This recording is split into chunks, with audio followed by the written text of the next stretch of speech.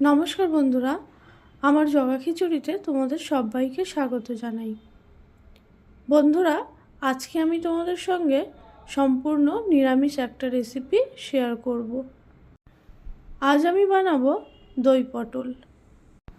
এই রান্নাটা তোমরা বাড়িতে যে কোনো নিরামিষ দিনেই বানিয়ে নিতে পারো।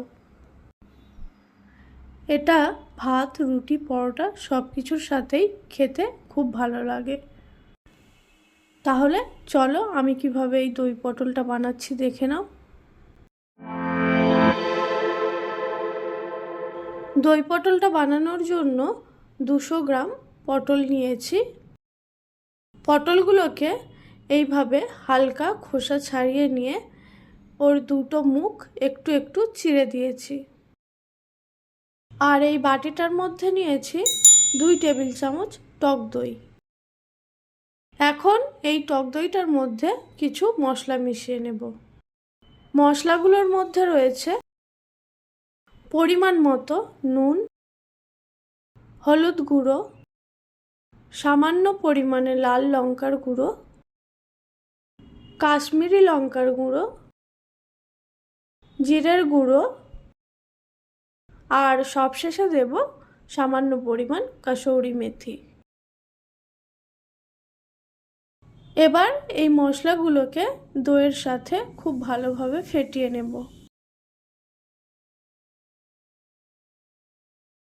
মশলাগুলোকে দইয়ের সঙ্গে ভালোভাবে ফেটিয়ে নিয়েছে, সরিয়ে রাখবো। রান্নাটা করার জন্য কড়াইটা চাপিয়ে দিয়েছি। কড়াইয়ের মধ্যে দিয়ে দেব 2 টেবিল চামচ মতো সর্ষের তেল। তেল গরম হলে পটলগুলোকে তেলের মধ্যে দিয়ে দেব।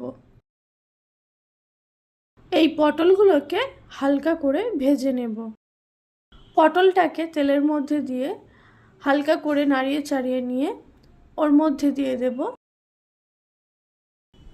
সামান্য পরিমাণ নুন। নুনটাকে দিয়ে আরও একবার নাড়িয়ে চাড়িয়ে দেব। এবার পটলটাকে ঢাকা দিয়ে দেব, যাতে পটলটা একটু তাড়াতাড়ি নরম হয়ে যায়। কিছুক্ষণ পর ঢাকনাটা খুললাম। দেখো পটলটাতে হালকা কালার চলে এসছে। আরও কিছুক্ষণ পটলটাকে নাড়িয়ে চাড়িয়ে নেব। এবার পটলটা আমার ভাজা হয়ে গেছে, উঠিয়ে নেব। পটলটা ভাজার পর কড়াইয়ের মধ্যে যতটুকু তেল রয়েছে ওই তেলের মধ্যেই আরও অল্প পরিমাণ সর্ষের তেল দিয়ে দেব। তেলটা দেওয়ার পর কয়েকটা গোটা গরম মশলা ফোড়নে দেব, আর তার সাথে দেব অল্প পরিমাণ গোটা জিরে। গোটা মশলাগুলো থেকে সুন্দর গন্ধ ছাড়লে ওর মধ্যে দিয়ে দেব 1 চা চামচ আদা বাটা। আদা বাটাটা দিয়ে একটু ভেজে নেব। এবার ওর মধ্যে দিয়ে দেব দইয়ের সঙ্গে যে মশলাটা মিশিয়েছিলাম সেই মশলাটা।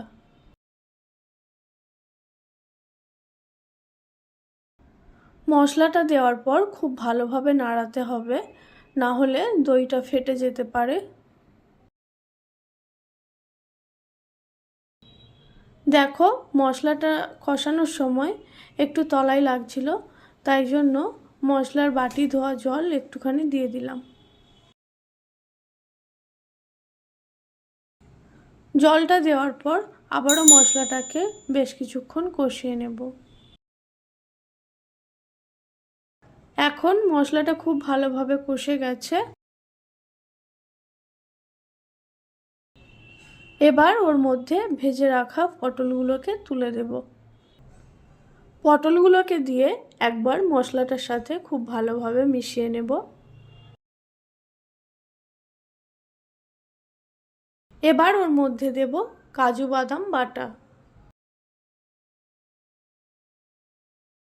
কাজু বাদাম বাটাটা দিয়ে আবারও পটলটাকে সব কিছুর সাথে খুব ভালোভাবে কষিয়ে নেব।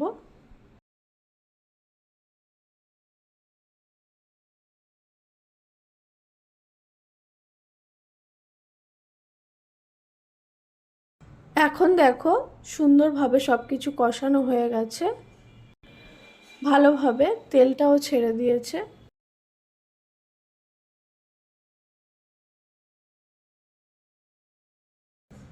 এবার ওর মধ্যে দিয়ে দেব পরিমাণ মতো জল।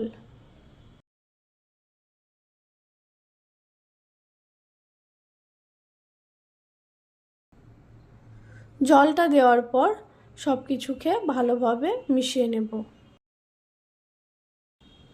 এখন এটাকে ঢাকা দিয়ে গ্যাসের ফ্লেম লো করে দিয়ে কিছুক্ষণ রান্না করে নেব, যতক্ষণ না পটলটা ভালোভাবে সিদ্ধ হচ্ছে। 5 থেকে 7 মিনিট মতো রান্না করে নিয়েছি। এখন ঢাকনাটা খুললাম। তোমরা দেখতেই পাচ্ছ বন্ধুরা, দই পটলটা প্রায় হয়ে এসছে, মশলার থেকে সুন্দর তেল ছেড়ে দিয়েছে। একবার ভালোভাবে সব কিছুকে নাড়িয়ে চাড়িয়ে দেব। এখন রান্নাটা নামানোর আগে ওর মধ্যে দিয়ে দেব স্বাদের জন্য চিনি, আর দেব গরম মশলা গুঁড়ো। চিনি আর গরম মশলা গুঁড়োটা দিয়ে খুব ভালোভাবে মিশিয়ে নিয়ে একটুখানি ফুটিয়ে নেব।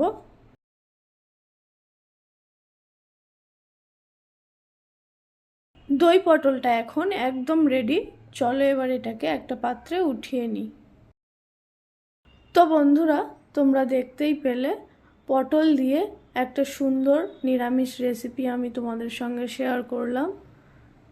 আশা করছি রেসিপিটা তোমাদের ভালো লেগেছে।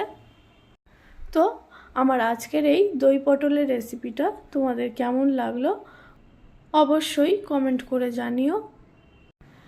আর আমার ভিডিওগুলো যদি তোমাদের ভালো লাগে তাহলে একটা লাইক করে দিও ও আমার চ্যানেলটিকে সাবস্ক্রাইব করে দিও।